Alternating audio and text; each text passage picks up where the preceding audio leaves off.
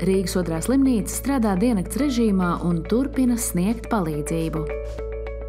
Traumas ir dažādas, ja tas ir vasara, rudens, kad cilvēki aktīvi pārvietojās, tad ir pietiekami daudz traumas, kas ir gūtas uz ceļa. Un, ja mēs runājam par pārvietošanos, tad numur 1 ir velosipēds, klasiski kā tas ir bijis. Un pēc tam nāk pārējie pārvietošanās līdzekļi, kā skrejteni, arī motocikli.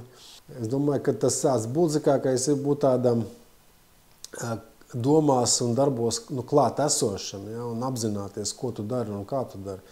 Sākot ar to, ka tu brauc ar velosipēdu vai skrejteni, apzināties, kas pa transporta līdzekli, kāds ir ceļa segums. Ja, jo tie paši skrejteni viens no iemesliem arī, kāpēc traumējas, kad ir kāds bedrītes, nelīdzenumi, ja, un ar maziem ritenīšiem viegli var tajos iekrist. Un tāpat arī velosipēdu braucot arī ievērot, kā teikt, ātrumu, distanci un spēju, lai spētu kontrolēt.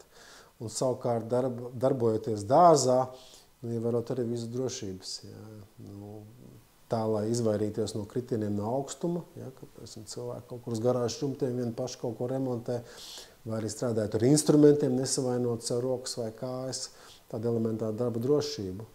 Mēs piedāvājam, kā teikt, pilna cikla palīdzību traumu un ortopēdisko slimību gadījumā. Ja, piemēram, cilvēks nāk pie mums ar traumu griežās, mums ir traumapunkts, kurā viņš tiek apskatīts.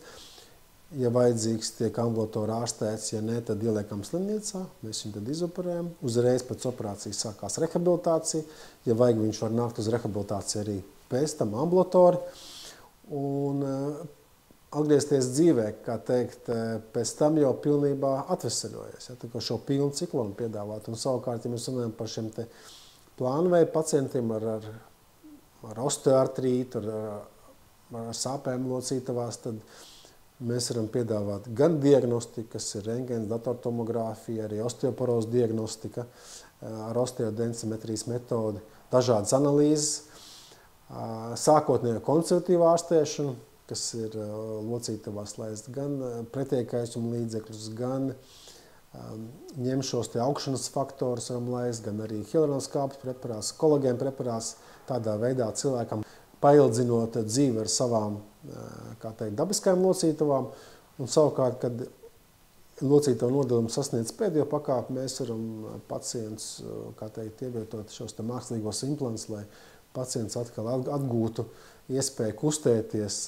bez sāpēm. Ja mēs runājam par traumu pacientiem, kas ārstējās slimnīcā, tad lielākā daļa no šiem pacientiem ir vecā gadagājuma pacienti, kas krītot no savu ķermeņa augstumu, respektīvi zemes enerģijas traumas rezultātā gūst gūžas lūzumu vai augšdāma lūzumu vai arī plaukstas pamatnes lūzumu.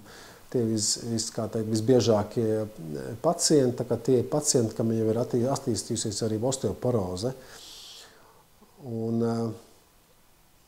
ja mēs runājam par mākslīgajām locītavām, mēs veicam gan gūžu, gan ceļa endoprotezēšanu, un ar ko ir īpaši Rīgas otrā slimnīca, ka mums ir vairāk kā 20 gadu pieredze lietojot ortopēdisko navigācijas sistēmu pie ceļa endoprotezēšanas. Es pats arī visām savu ceļa locītavas operācijām, kuras liek endoprotēzi, izmantoju šo te sistēmu, kas ļauj līdz pat 1 mm precizitātei ievietot implantu locītavā.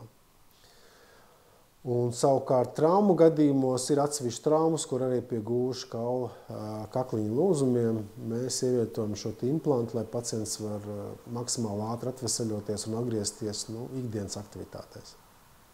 Ja, un šeit arī pēc šīm lielām operācijām mēs pacientiem varam piedāvāt, un viņi ir izvēlējušies to darīt saņem ar rehabilitāciju, tā lai būtu pēc tam pilnvērtīgi atgrieztos dzīvē. Un vēl viena lieta, kas arī mums ir tāds īpašs, ka mums pacientiem, kam ir plānot gūžu vai ceļa locītavas endoprotezēšanu, esam izveidojuši speciāli tādu pakalpojumu, kas saucās pacientu skola, kur ir vienas dienas pasākums, ka pacients no rīta ierodās. Viņam tiek veikt dažādi izmeklējumi, kas nepieciešami priekš operācijas. Kamēr izmeklējumi tiek taisīti, kamēr viņi tiek rezultāti gatavoti, mēs pacientiem lasam lekcijas, informējam viņus par to, kāda būs operācija, kāda būs narkoze, kāda būs palikšana slimnīcā. Viņus arī apmācām staigāt jau ar kruķiem. Un beigās ir anesteziologa apskats, kurš pasaka, jā, šis pacients ir derīgs operācijai, derīgs narkozei, un tad attiecīgi nozīmētā datumā jau stājās uz operāciju. Tā kā vienas dienas laikā pacients tiek izmeklēts, pacients tiek informēts, un mēs vēl beigās viņam iedodam uz mājām vēl arī informatīvu materiālu, ko viņš jau var pārlasīt, būt mierīgos apstākļos, ja kaut kas nav palicis neskaidrs. Tas tāds arī unikāla lieta, ko mēs arī vienīgie piedāvājam mūsu valstī. Es gribu pateikt to, ka skelets ir tas, uz kā mūsu organisms turās. Ja? Un stipri kauli nozīmē stipra veselība. Tā kā rūpēties par savu kaulu veselību. Un ko tas nozīmē? Tas nozīmē, ka, lai būtu pietiekami daudz kustību. Ja? Lai cilvēki kustās, lai staigā, lai nodarbos dažādiem sporta veidiem. Un tad būs stipra kaula, stipra veselība.